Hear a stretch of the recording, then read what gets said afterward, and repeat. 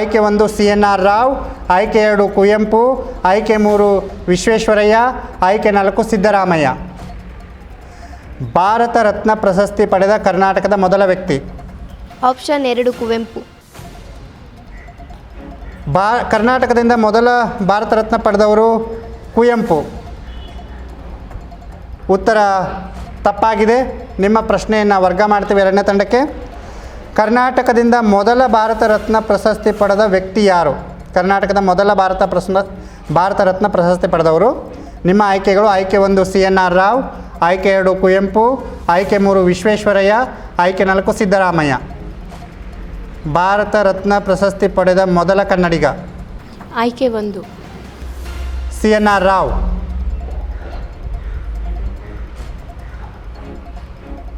ಉತ್ತರ ತಪ್ಪಾಗಿದೆ. ಸರಿಯಾದ ಉತ್ತರ